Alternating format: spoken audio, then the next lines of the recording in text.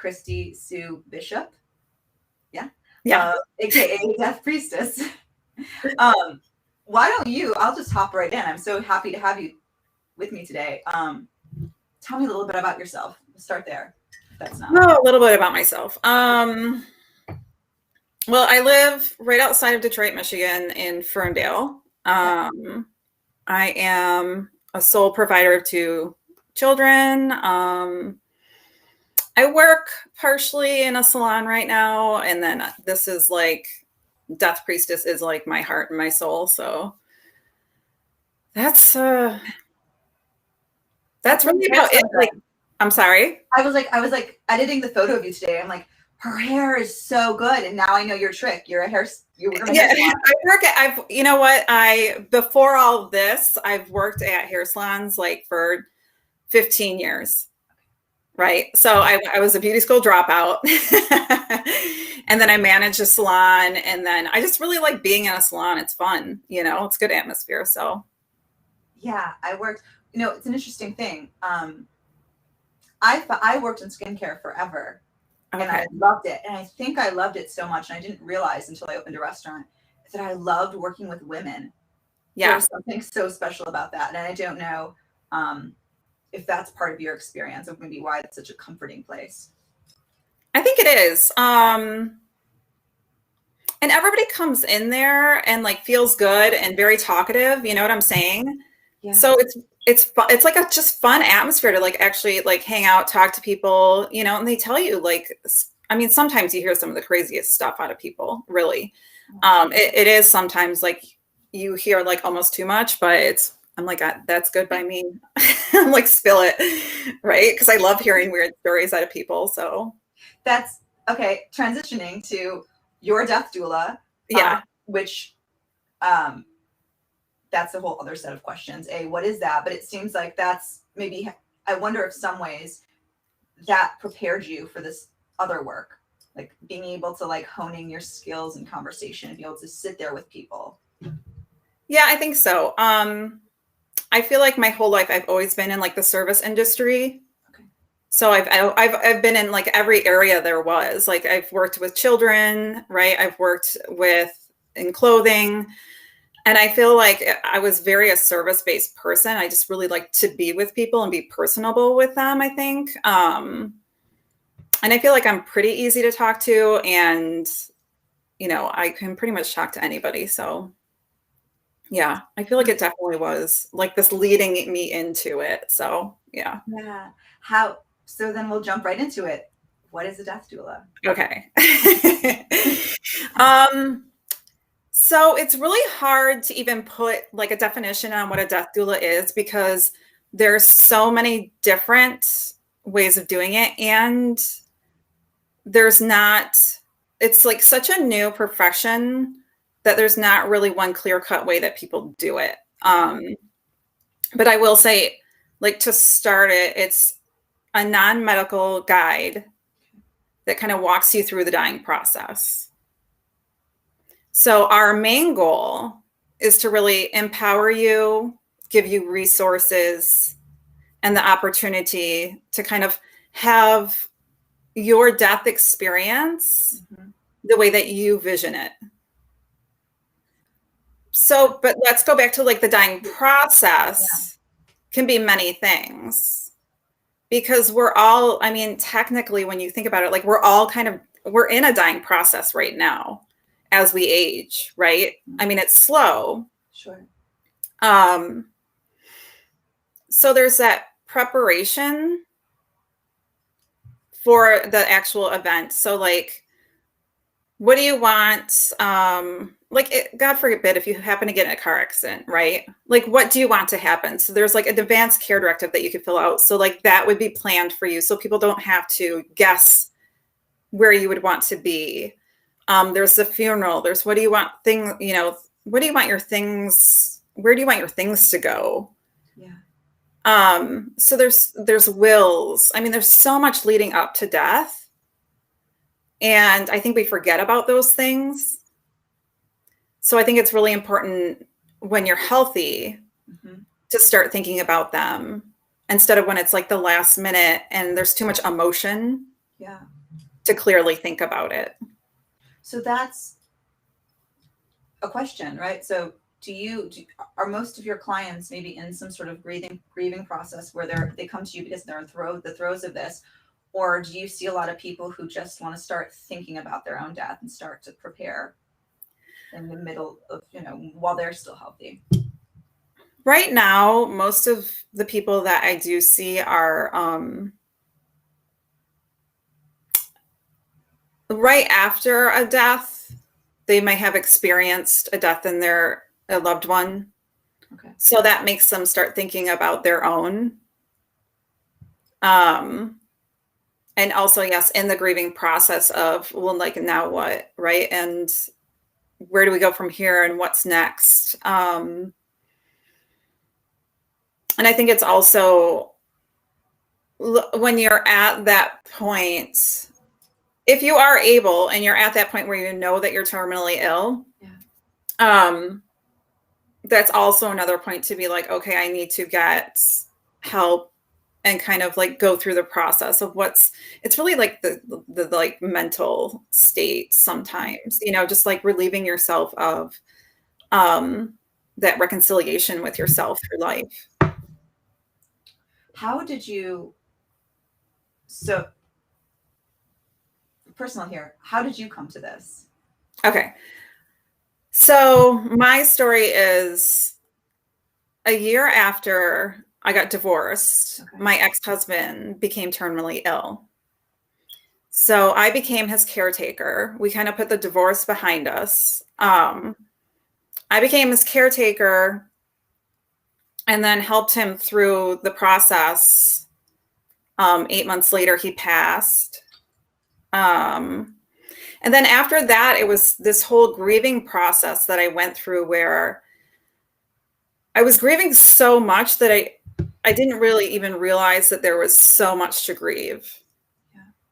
Yeah. So there was things through that experience where I was like, how come nobody told me, right? Where was this person that like has been through this? Where's that person who could have totally helped me go through this, right? And then I think that's where I was like, I want to be that person, because I knew how hard it was to go through all these different scenarios and get stuck at the end and just going, what just happened?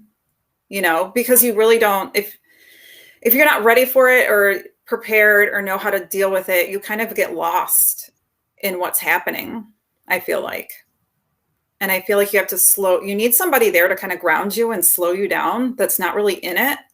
Yeah. Yeah. To like be like, okay, this is like what you can be doing to ease the process. I mean, I can only, having taken care of someone and they're dying, I can understand that part of it, how difficult alone that is. But but you were dealing with two things. You had just gotten a divorce and here you are back with this person, leading them to death. I mean, were you able to come to you said you put the divorce behind you, but through this process, were you also able to have some closure about this relationship and like that layer of it? If you don't mind me. No, that's fine. No, because that's part of it, really. Because that was, I think, part of why I'm here too. But I don't think that it was completely clear, because even after he died, I was like, did he hate me at the end? Right? Yeah. Like that was like my terrifying moment. It was like, but we were at the point where we were saying to each other, I love you, it was like my last words to him were, I love you. And he said it back. So we were at that stage because we knew that it was like a common thing between us, but our marriage just didn't work. Yeah. Right. But I think a lot of it after he died, that's when I went through a huge grief thing with just the divorce and then him not being here. Yeah. So it was like hard to go through it when that person isn't even here. So I had to close the divorce by myself almost. You know what I'm saying? Like I had to do it all alone without him being here. So that was a part of the reason why I think I also got into this work, was because I'm like, all grief needs to be heard. All grief needs to be, validated and acknowledged. I don't think we do it enough for things like that. There's divorces, losing jobs, and just, anything that changes your life, we don't really take the time to grieve. So that was like another reason I think why I got into this. When you mentioned that when you were going through this, there was no one there to show you the way. Did you find a community of what is the process for becoming a death doula? Were you able to find some sort of community, and how has that shaped you? Yeah. I found out about it. Really, I was talking to my therapist, and I was like, I just want to help people that are going through this, and I don't know what that means or how that is or what it even looks like. And she's like, well, I've heard of a death doula. And I was like, oh, okay. So I kind of started that journey of looking for it and finding it. I didn't go straight into it because I wanted to make sure that was really what I wanted to do. But yeah, through the process, I found people that are really in it. And then I also immediately found just other people that view grief and death the same way I do. So it kind of validated what I was feeling. And it also validated okay, yes, this is completely normal to have this experience and then completely change your life and to go into this new direction. I've seen so many different people, their story and how there was a death experience and then they just completely switched and went this way. Yeah. I mean, before this event happened to you, had you had many experiences with death? I mean, how, if it's beyond the fact of, if you can even separate them, of losing someone so close to you, how did this experience just shape the way you think about death in your everyday?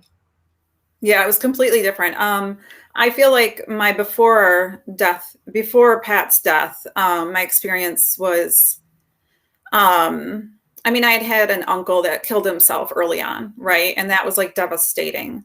That was the most devastating thing I think as a younger adult. But my family was very open about death, but not really about the grieving process. Okay. And then it was just kind of left and forgotten. But then when Pat died afterwards, I think my grief kind of lifted up all the other grief that I had experienced through my life, or that was still in me, because I was like, oh, that's what that is. You know what I'm saying? It was like, oh, that's that feeling. It was it felt familiar, right? It related to the big grief. And then I saw all the little pieces that grief was, connected to, was little deaths that had happened through my life, or rites of passages that never got, acknowledged.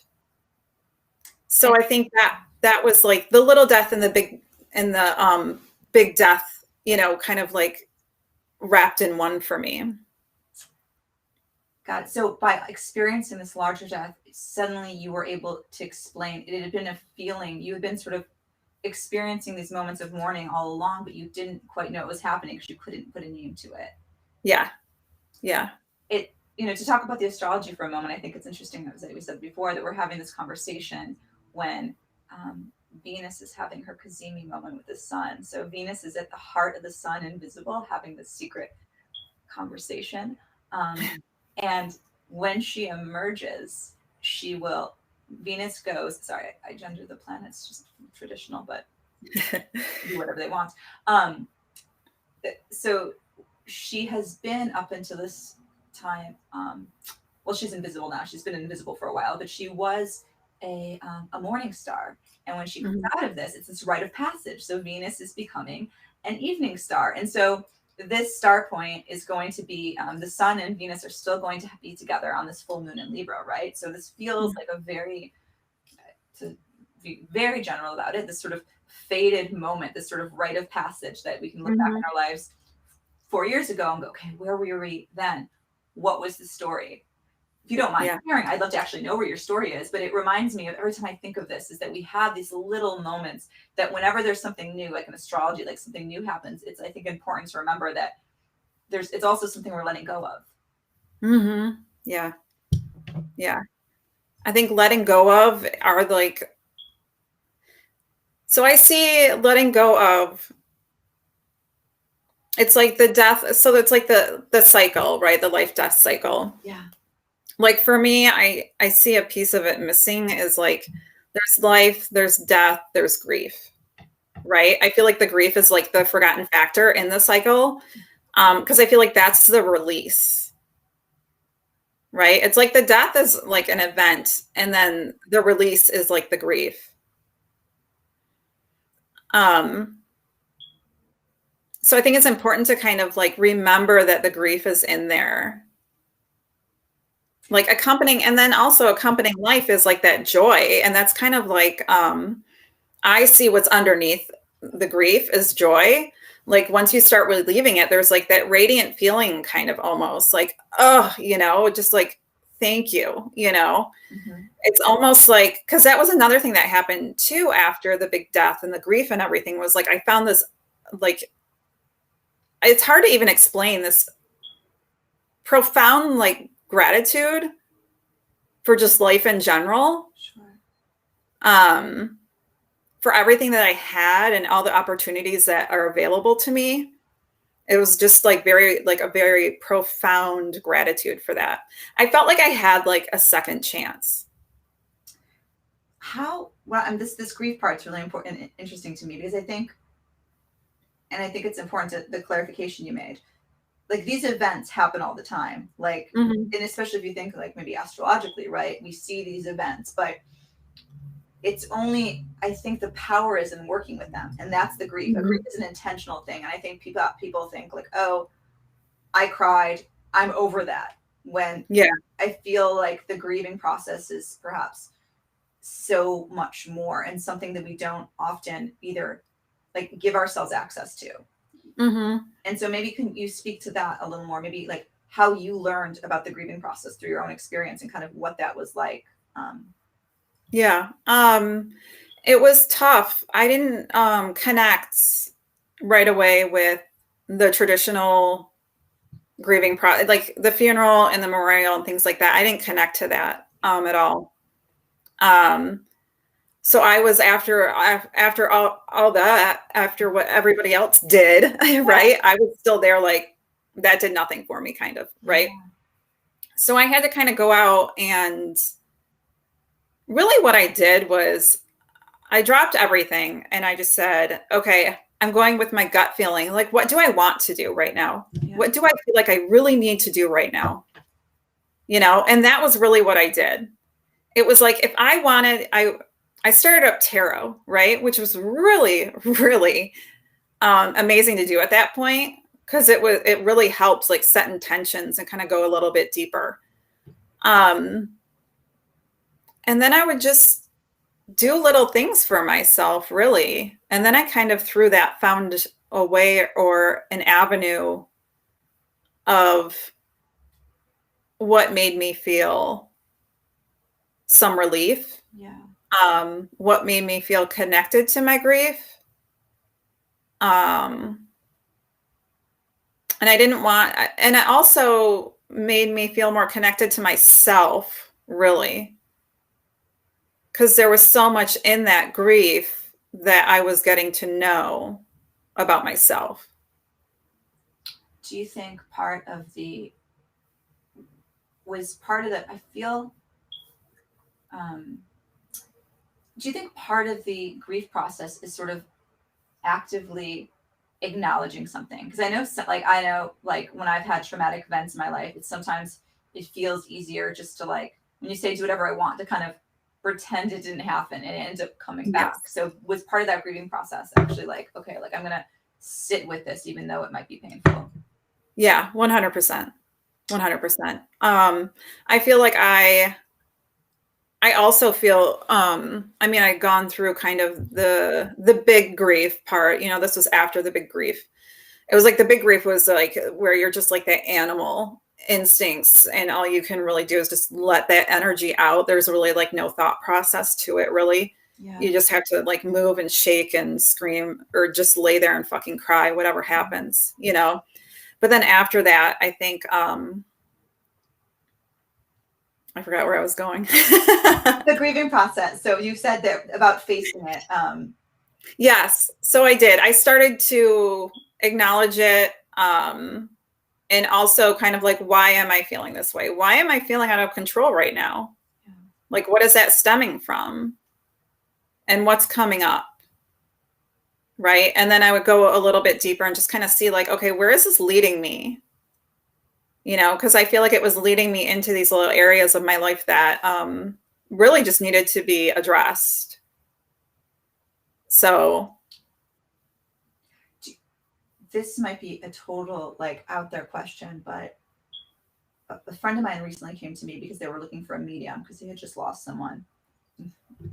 The question isn't necessarily like, do you believe in mediums?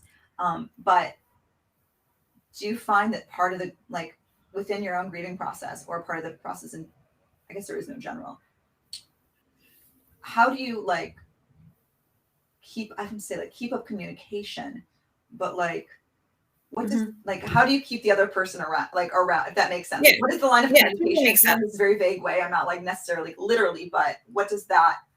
No, I totally have a complete, it's funny because I have a relationship now with him, right? And it's a completely different relationship than when he was alive, right? And I also have like a different relationship with my grief, right? So it's like everything's kind of separate. But for me, right away, he was present. Like I could feel his energy, like so strong, right? Yeah. But in how we were talking about the divorce, it was like all of that kind of like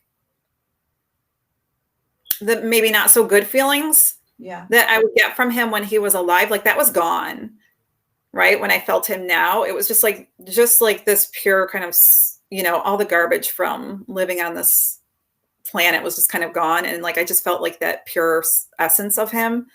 Yeah. But to keep it like really simple, I like altars. Mm-hmm. I like to have altars around, and that's a good way to keep communication up with somebody who has passed, you know, all ancestors.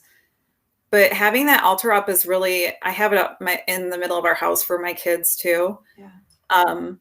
So it's just like, he's always there, and, you know, we'll talk about him, and I talk to him a lot just in my head and out loud. And then also sometimes you can write letters too. I think that's really, for some people, is nice. So I think it's definitely healthy. Yeah. To keep it going.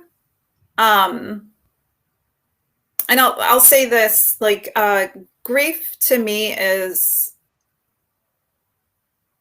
it happens when there's a change in the relationship that you have with that event or that thing, or even yourself. There's a change that happens. So you're changing the relationship with that person that has passed. So you just have to find your new relationship with them and how that works. Now,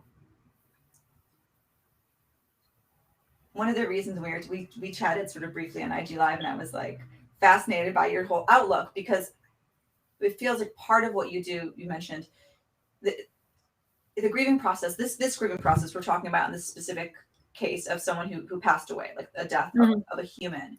But like, do you work, when you work with people, and I think the answer is yes, how can we start to sort of use this model in everyday sort of losses, if that makes sense? Like now knowing what you do now, like understanding how maybe when you like mourning the death of a relationship or the death of a job or the death of parts of us, like what are some ways that maybe you work with people with this occult process? Yeah. So I call them little deaths, right? They're just like, they happen all the time to us.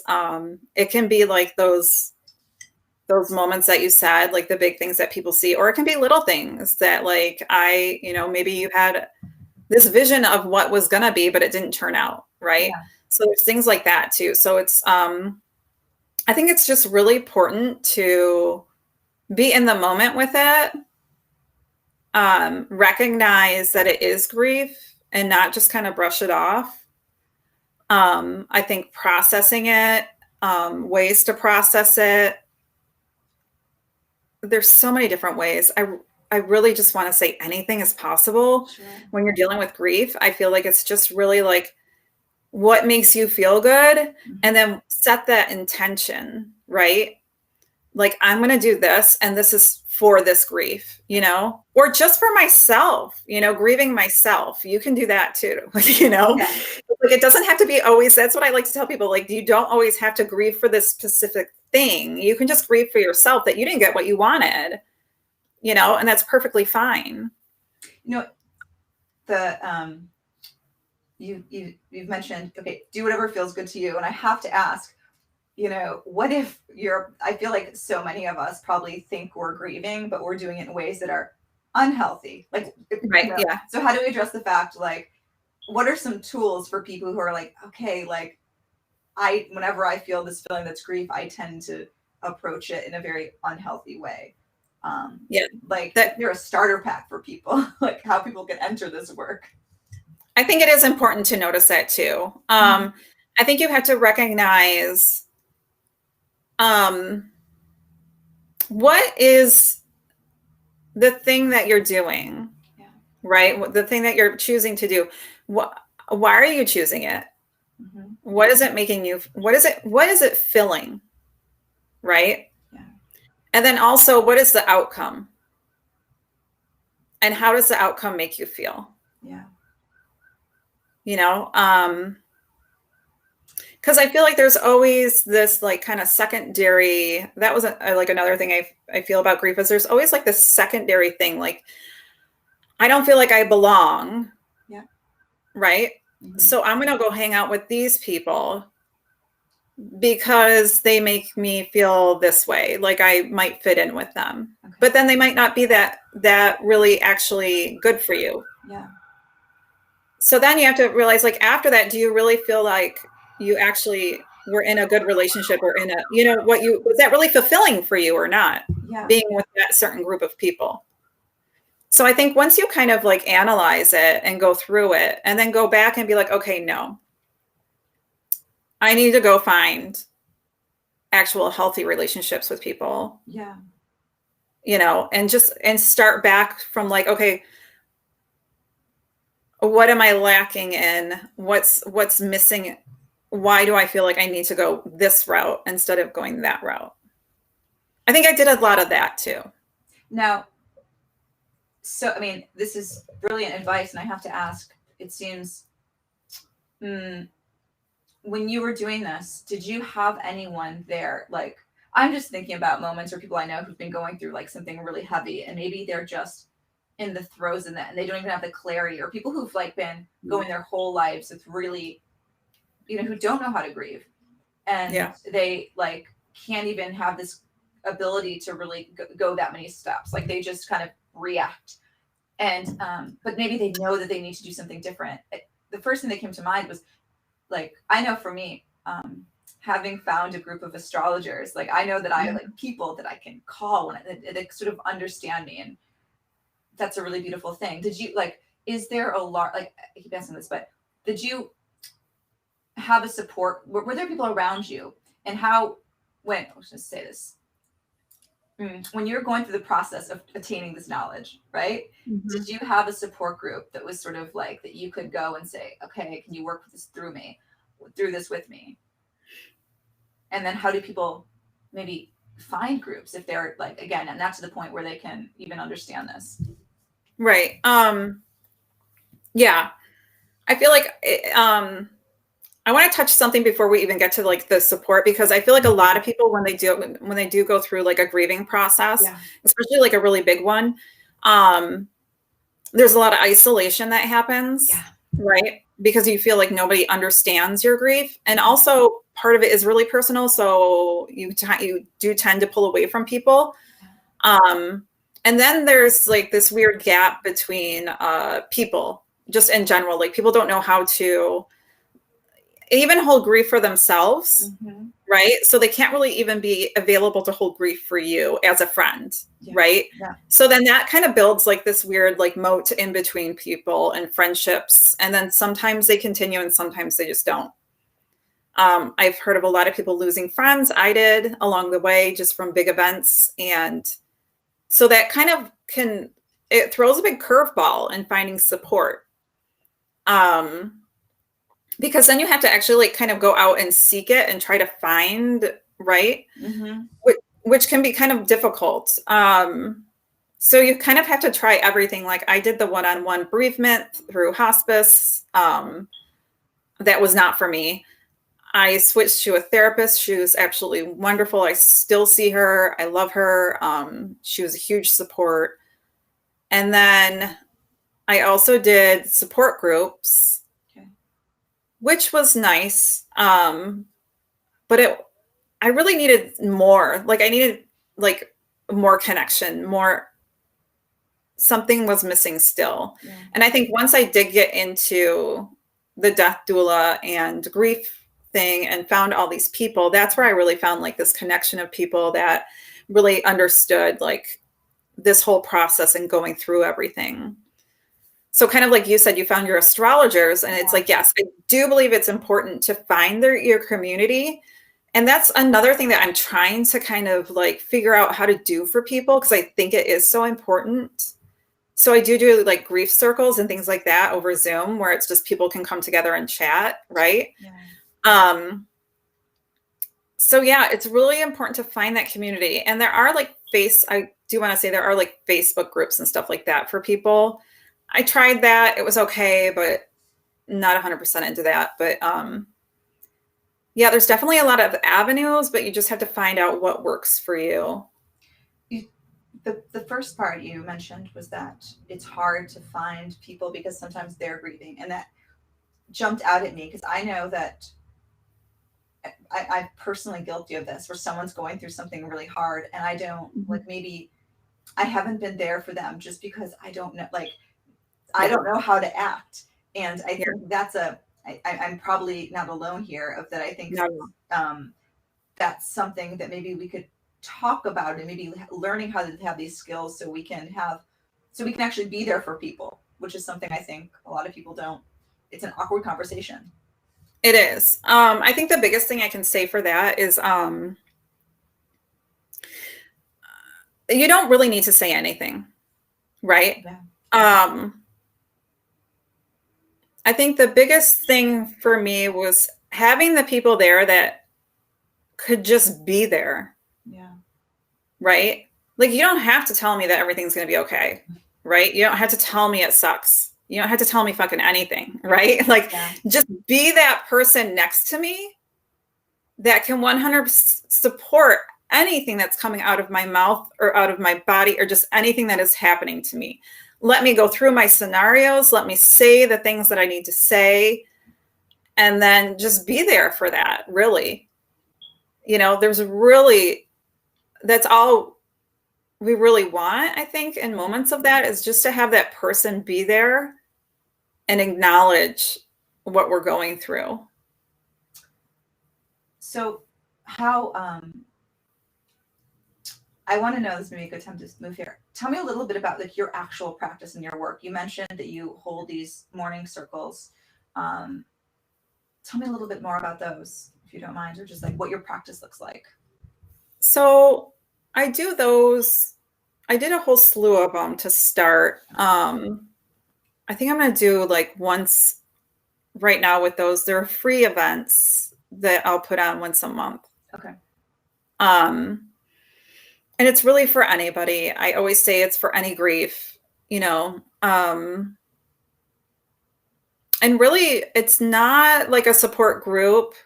Support groups, I feel like, are run differently. For me, I like to have it like an open discussion. Okay. Because I feel like there's points that people need to connect with other people. You know, they need to be like, do you guys feel this? Has this happened to you? Or are you experiencing this? Right? We're always, like I said before, there's like that isolation, and we need to have like that knowledge that other people are kind of feeling that same way, even though the experience might be different. but that we're not alone. Do you find, going back to this, these the people you work with, or people who tend to join these circles, are they all sort of grieving like deaths specifically, or do you find that people are just come to you because they're grieving all different, they're at different life passages in their lives? I think it's a combination. Okay. Yeah, it has been a combination. I will say, I feel like people are more open about their grief over death than they are about the other things, right? But I also think we're in a space and a time right now where I think it's also a little bit more okay to talk about grief. Yeah. I mean, this year it's been crazy. So of course everybody's going through something, So I feel like it's a little bit open the doors a little bit more to be able to talk about it, but it's not completely, like there's still a big event surrounding the grief. You know what I'm saying? Yeah, for sure. It seems almost like, I know that this year has been, I mean, for everyone, it's been just insane because it's been a global, pandemic. But yes. It makes me think that I know so many people who maybe they're going through a hard time, or they're mourning something that happened to them, but it isn't as distinct as a death. Maybe it's just like the isolation of being alone, or a sort of regret, or maybe they've lost their job or something. But it feels like we often build these like sort of have a guilt around grief. So yeah. I feel that like so many people are like, oh no, well, nothing actually bad happened to me, so I should feel fine. And I'm wondering how acknowledge how this grieving process can really help people, like like it's like almost, I feel like if you don't acknowledge it, the grieving process is both acknowledging it and letting it sort of run its course. And I just imagine like how many people have this sort of eating away at them because they're too ashamed to admit that they even need to grieve.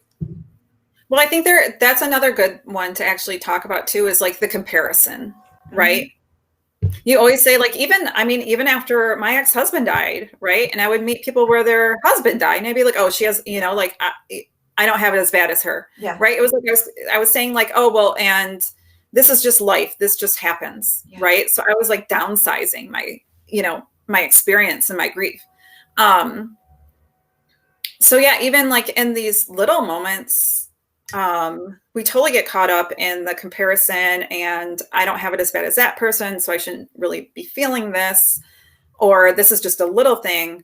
But I also think like what happened to a lot of people also during this was like they felt the grief like instantly, kind of when lockdown hit, and that actually brought up old grief for a lot of people. So I think like that's what's going to happen, is you're going to go through cycles, right?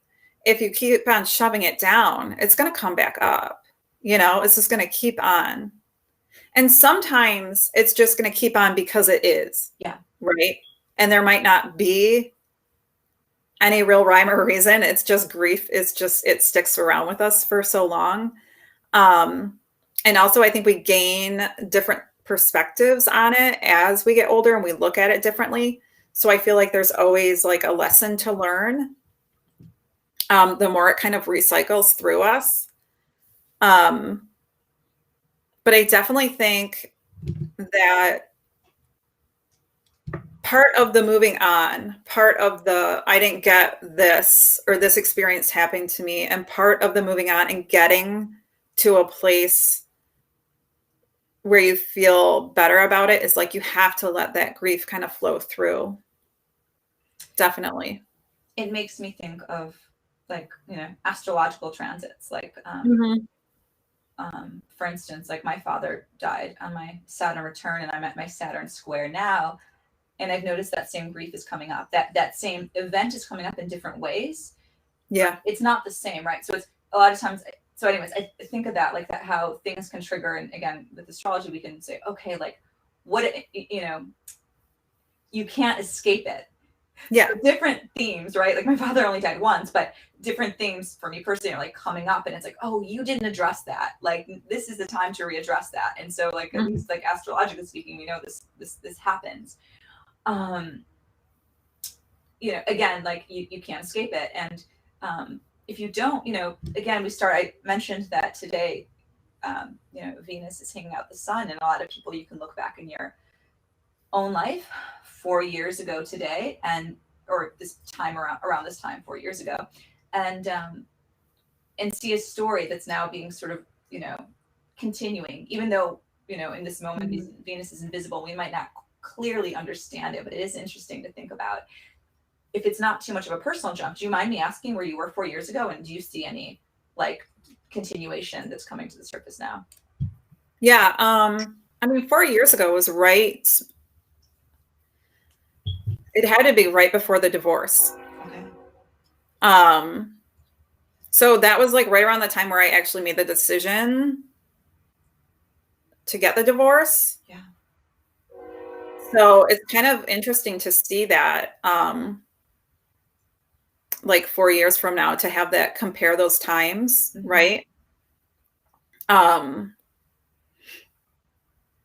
Because it's funny because I was very unsure of myself, but I also found power inside myself to make a move that I knew needed to happen. Yeah. You know what I'm saying? And it's brought me here.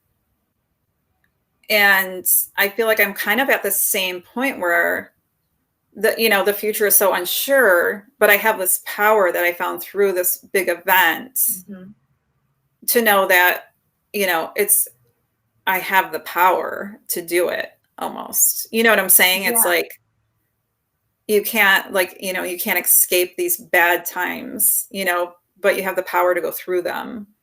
I think that was one of the things. It's like going through the mess, right? And seeing yourself and, you know, the dying person in that, like, kind of like the ugliest state possible, you know, like you find yourself at the ugliest state, and then the person who's dying also at their like ugliest state, and you get through it and you still love, right? And you still find power in it. I think that gets you to like this certain point where you're like, that's cool, you know, like I can get through the ugly, you know, and the bad and the messy and the gross, and I still, you know, I still got love, and I still have this power and this, you know, everything. So.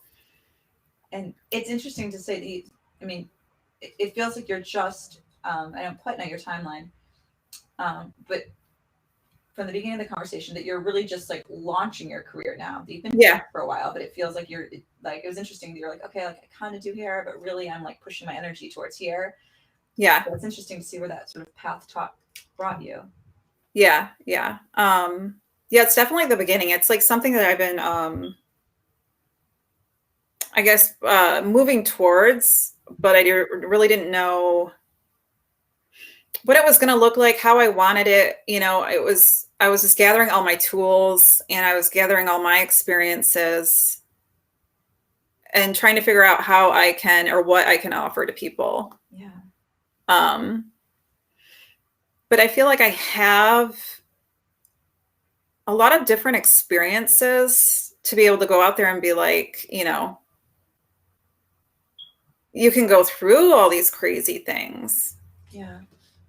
You know, and you can dig deep, and you can come back up from it with a sense of, you know, more self-expression, more self-worth, more self-love, you know, this like whole new, you can transform from it if that's what you want. You know, if you're looking for something, a transformation, I think that definitely working with death and grief is definitely a tool to use to get you into a forward motion of some sort. What's the like, you've gone through your own process, your very personal process, but what motivated you to really want to share this with others? And I know you said it's because you wanted to wish someone was there with you. So maybe that's not the question. Is now that you are that person for other people, right? Right. So you said you wanted to do this because you wish someone was there to help you when you were going through this. But like, what keeps you doing it? What is what is rewarding on your end of doing this? It's an interesting question. I think part of it is what I get out of it, I think, is a certain connection to my experience. Like, I still hold it very sacred to me what happened and everything that I got out of it. And I think doing this work reinforces my experience that I had. I think it keeps me on my path, right? It keeps me very true to myself. It reminds me daily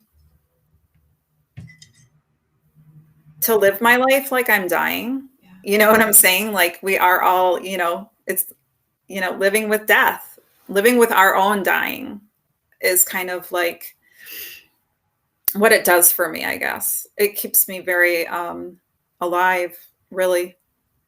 And this is perhaps like an giant question, but what does it mean to live with your own death? Like, to you on an everyday level, how do you experience that? It's really hard. I mean, it's not easy, because I also see death as like a transition. I don't feel like it's the end. I feel like there's more coming. We just don't know it, right? Yeah. It's that big mystery. It's very kind of like a humbling, grounding experience for me to think of it. I feel it's weird to even say grounded, but I don't know why that is, but it keeps me very like just grounded to what is important. What am I moving towards in my life here, but yeah, it's a scary thing to think about, of course. I mean, nobody really wants to leave, when you start thinking about all the things that you're going to leave. I mean, I have 2 kids, so it's like the last thing I want to do is leave them, but it's a part of nature. So I think just that's why I was like, death doulas are really good for preparing you for that, and then I think it's really good to have like that grief in there too, because you're going to start facing the grief once you start thinking about your own death, in depth. There's going to be some grief. So maybe I'm completely like selfish, Not but like at all. as a woman who's aging, I feel like I mean, we're all aging, right? But I think as you get older, I think about death a lot. Like, it's interesting. I think of my body as some sort of like piece of fruit that's like, ripening, and it's going to do all these things. And like, just thinking that like my body, even if it's not these dramatic things, I'm like, I look pretty healthy, that my body is constantly in this stage decline. Like, as a woman, I think I'm specifically aware of it because I'm like, my eggs are drying up or whatever. But, I remember when I turned 30, I had someone very dear to me tell me that like part of my life was dead. Like, I met like in a really mean way. And so just like this, and you wake up and you're like, wow, like I can't escape it. I am on this like roller coaster going someplace and I don't know where it's going. So just like on one level, just being able to have this conversation is very like, that's grounding to me. I feel like I wonder, back to all of this. Someone told me that recently in this year of the pandemic, since we've all been on Zoom, that like plastic surgeries have like gone through the roof because people are just staring at themselves. And I think that's nothing wrong with plastic surgery, but I think it's our culture, we want to deny death in these ways. And I think it can be so toxic, not because plastic surgery is inherently toxic, but because we like feel we want to hold on to something. We don't allow these rites of passage. Yes. I think, because that's what I was thinking as you were talking about like getting older. It's like we completely ignore rites of passage. Yeah. Right. It's like, even, from when we were children.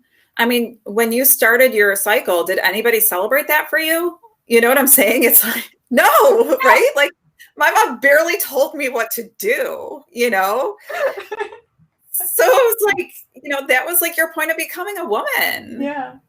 And nobody really does anything for you. You know, I mean, at least we had that. And then little boys, they don't have anything, you know, they just ride through, and then like they might hit, you know, puberty and stuff, but they're like, I don't know, you know, and it's like really these, so there's a ton of rites of passage that we go through life, and we just have dropped like acknowledging them and celebrating them. And I think that's one of the problems with getting older is like we don't see the value in getting older and gaining wisdom from our experiences.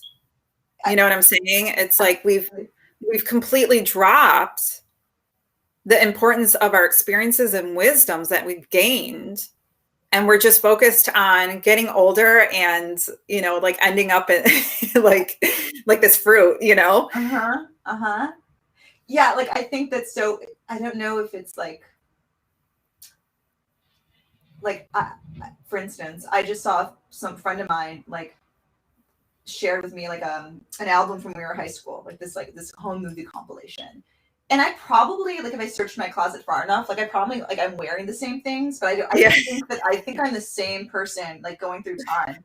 And then suddenly you see yourself and you're like, wow, I was at a whole different stage. And we forget that, like, yes, physically, right? But I think that also makes us realize that mentally we're at a different state too. And like, if we don't acknowledge these different points in our own narrative, we feel almost guilty. We're like, why can't I do that? Like, what's the point? I'm broke. Like, I don't know. There's this feeling of suddenly looking back and being like, what happened?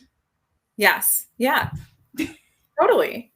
I mean, think about like, I mean, we have some of them, like graduation is like, you know, one, right? But then there's also from graduation, you have pressure of like, what are you going to do next? You know what I'm saying? It's not really even like, I feel like graduation is almost like, doesn't really celebrate like you graduated from high school and you're becoming an adult now. It's now like, oh, what are you going to do now? You know, not like applauding you for what you did, but now what, you know? So it's almost like this, you know, what is your plan? You know, what are you going to accomplish? When it's like, can't we just go back and be like, good job, you know, acknowledge what you did, right? Have that little rite of passage celebration, and then kind of like carry that person along, you know, into the next.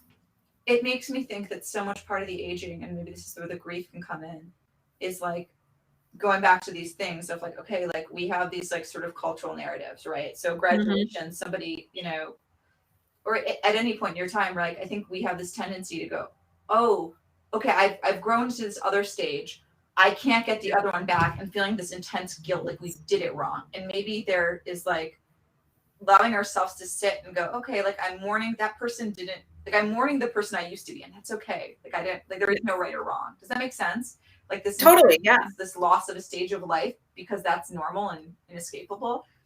And it feels like that beyond the just celebration, that's sort of like grieving of like, right? Because it is kind of bittersweet. Like, right, you graduate high school, like, yes, oh, you're moving out. There is this loss of something. I think we automatically don't want to like look at that loss. We're like, where are you going now? And it can be scary. Like some, you know, for some young kids, they, you know, living on their own could be terrifying. No, I think there's a huge part of us that, I mean, it could even be switching jobs. Yeah. You know what I'm saying? You lose so much. You know, you lose relationships, you lose like maybe who you were at that place, you lose. I mean, like when Pat died, another aspect was it like I will never be that person that I was for him to anybody else. You know, like I will never be that person in that relationship with him. Yeah. It was like we were, you know what I'm saying? It's like you lose a part of yourself when that thing experience or past leaves. It's part of yourself. It's also gone with it. You know, I mean, it's a huge, and to look back, it's funny. When you talked about clothes, because I was recently talking about this, where it's like, I cleaned out my closet and I like couldn't get rid of certain items. Right. And I was like, why do I need to hold on to this? Yeah. But it was almost like that memory of, oh, remember that girl that used to wear that? You know, like I was that girl, you know, Like I used to do those things where I used to go out all the time and I used to wear that, and it was just like, oh, it was like a little past life or something that I didn't want to let go of. I love that. I just read this article in the it's an older article from the Atlantic, and was talking about how our self narratives actually like shape the way our outlook on life. Yeah. Very crudely. And it makes me think that, what you said about your ex-husband, that I'll never be that person who is with, like, I'll never have that relationship with anyone else. And I think so often, right, with that, like, we have this, like, okay, like repeating patterns. Okay, you graduated, go to the next thing. And we think that we have this illusion that we're the same person doing the same things over and over again. And I think it's so helpful to remember that, like, there is no, like, change is the constant. Our bodies aren't the same. Like our mental state isn't the same. We are never the same person. That person is in the past. And it's kind of very like liberating. We can tell ourselves like, oh, I'm not only do I not have to be that person, but I'm not that person anymore. Yeah. Yeah. I mean, how horrible would it be if I was that same person 4 years ago? I've learned nothing through the experience that I went through and came out the same. Yeah. You know what I'm saying?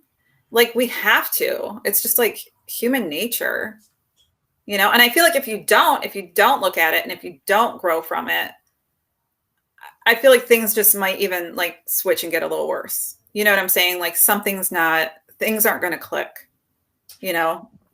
Absolutely. And I think of like, it made me think that, on the one hand that we want to acknowledge that we are like, okay, like I've learned from my experiences and that's things. But I think when it becomes, I just think of things like, maybe some of these larger issues like failure, right? So maybe the opposite is like 4 years ago, you accomplished something really great. And maybe 4 years later, you're at a low point in your life.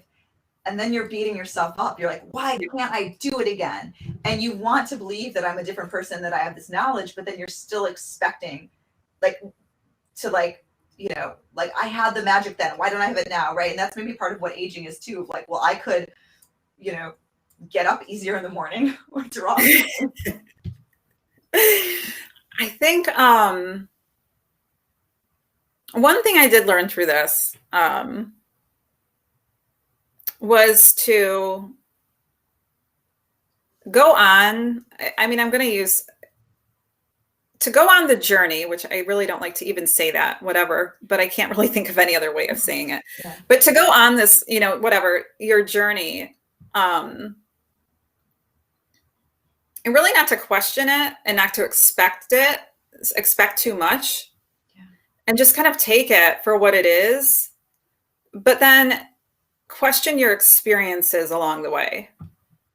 Right.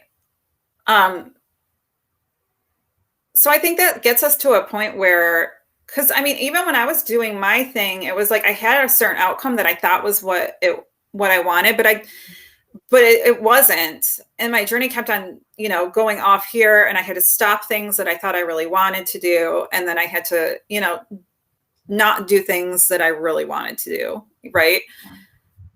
So I think it's that, try not to, and also you are exactly where you should be. Even if you're at a low point, everybody has a low point. Everybody goes through many low points. I'm sure I'll hit one soon too. You know what I'm saying? I might be in one, tomorrow. And I am in a few in certain areas of my life. Yeah. I have some really heavy shit going on right now. So it's not always easy. I think it's just that knowing that we can get through them and to question why we're in it again, and to see and process where that grief is as we're doing it.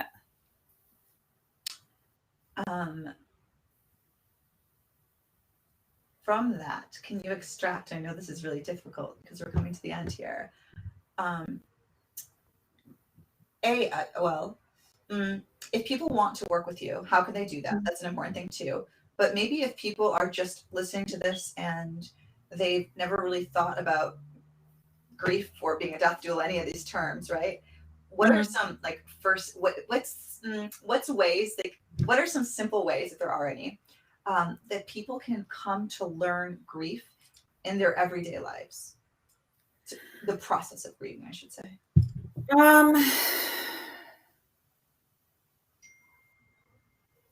I think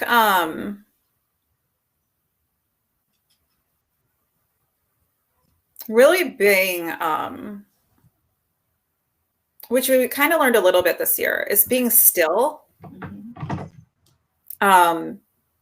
Just really being alone for a minute, right? Not producing so much, not just take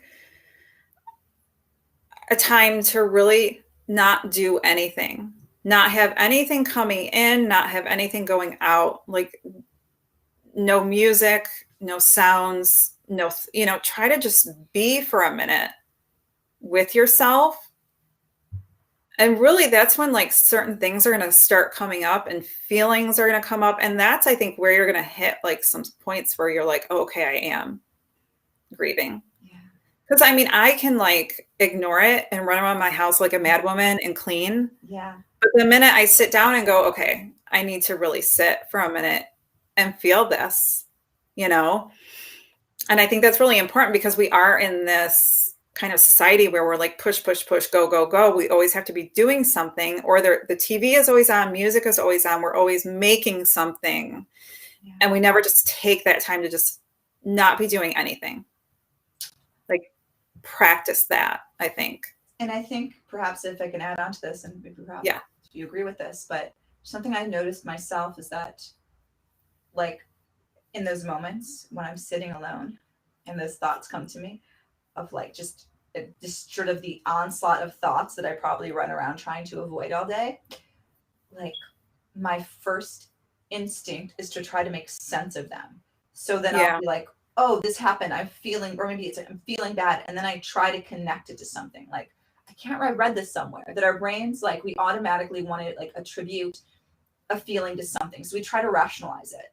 So I'm like, well, I'm feeling this about something that happened 10 years ago, but maybe I'm going to attribute it to like my boyfriend not being pleasant with me. And so I think perhaps part of that like silence is learning to like disassociate, be like, oh, it's okay to just feel bad and don't have to rationalize it. Like we are allowed to just feel bad and sit and cry and not know what we're crying about or understand that we don't have to like make sense of it.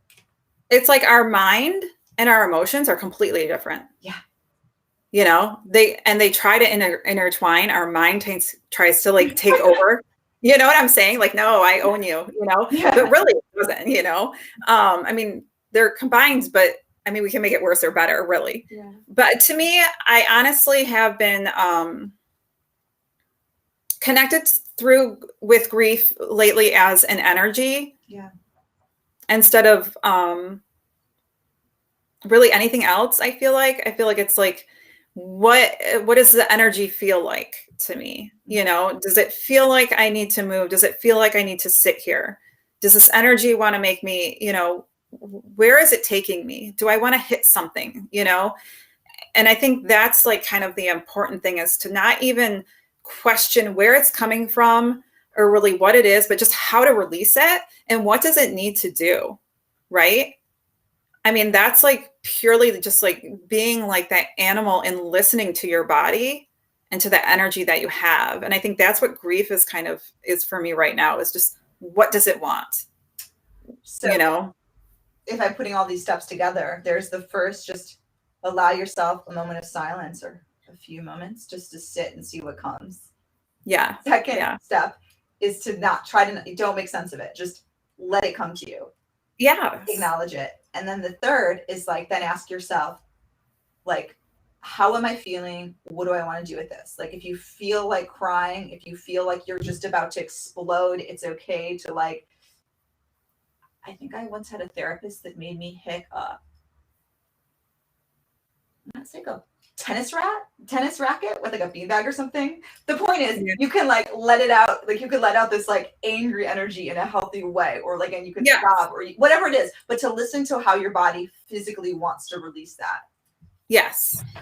I think we put like too many steps and too many like, oh, you should grieve like this, you should do this, you should do this. You know what I'm saying? And really it's just like listening to your intuition. Like I said before, listening to your intuition and setting that intention. I'm doing this because I'm grieving. I'm doing this because I need to process this, and you can put a name to it, or you don't have to. You can just say, this is what I'm feeling. And this is the energy that I have right now, and I need to process it. The third component to all of this that I'm really curious to ask you, and on this field, like this kind of brings us to, you know, the fact that we hold grief in our bodies. It's not just mentally. And so that part of this experiencing is a physical, like letting go. And I know that I've had experiences where I've had like a traumatic incident. For instance, this is actually how I learned about massage therapy. I like got into massages because I had alopecia. A piece of my hair just popped out because I went to shock, literally. Yeah. And it makes me think, just this is tangential, but like right now during, you know, this past year, I know so many people who've had like digestive issues and things like that. Yeah. Suddenly like have just their like their bodies are falling and they don't know why. And I'm wondering if like how much of it, again, not trying to make any medical claims, but what the relation is of people just feeling like not acknowledging their own anxiety and then like it coming out in these like physical ways. And I that was part of my process and getting here also was I was going through intense body pain, right? I was just like, I was fatigued. My body was really sore, just weird things, like everything was off, right? And I knew it, and I felt like I was getting sick. I just didn't feel healthy. And so it's, you know, I went to yoga teacher training. I did reflexology, Reiki, you know, energy work, all these things, right? Because I was like, my body is totally experiencing this grief as well, you know? And I mean, that's why I think I call it an energy, is because it's in our body, you know, it is in our nervous system, and we so need to pay attention to it. And it's totally connected. I mean, stress related illness is real, you know, it is. And it's that compounding stress where we don't acknowledge, you know, we don't treat ourselves, you know, we don't sit down and take those moments and release the energy. We just don't do it as much as we should. Absolutely. And then like, we wonder, like, I'm so lucky that when that happened to me, like when I lost my hair, that I had a friend say, you need to go like get a massage. You need to get this energy out, you know, instead of imagining my mother being like, I don't know, go on Rogaine for women. Right. Yeah. The answer. Yeah. And I mean, that's okay too. It's like, go do this, but then also but you go do the other things. Yeah. You have to do both, you know, like I don't want to I'm nothing wrong. I mean, I take 1,000 vitamins and I know. My point. Yeah, exactly. But like in that case, you know, all I needed was to get it out of me. It was a simple thing. Yeah. So because I'm like excited. I'm like, oh, I want to work with you. How can people work with you? What is the simplest way if people are like interested and they want to understand this process, and maybe they haven't lost anyone, maybe they just are like curious about this whole experience? Yeah. I mean, because part of what I do also is just like meeting death. You know, I think working with death is really important too. It's a good tool to use in your life. But I think, I mean, the easiest thing really, I have my website. You can contact me on there. I'm still working on it, so you know it's getting there. I'm really most active on Instagram, and I'm very open. So if anybody has any questions or, you know, is looking for a certain type of death doula or something in grief that I don't offer that they're curious about, I can lead them in the right direction. Like I'm just very open about this. I want people to find what they're looking for, you know, and to find their kind of journey through it. So yeah, I'm available. And you mentioned you do these grieving circles. Is that something that you do once a month? Can people just sign up? I know you have a mailing list. Can they just sign up for your mailing? Yeah, because they can get on the mailing list, and I'm going to have dates coming out for April soon. So I do grief circles; those are free, and I also do death talks. Okay, those are just like open discussion, anything about death. And then I have some other, I do one-on-one sessions with clients for grieving, and really anything. If you want anything in this genre that you want to talk about, I'm open to it. You know, pre-planning, or if whatever. Yeah.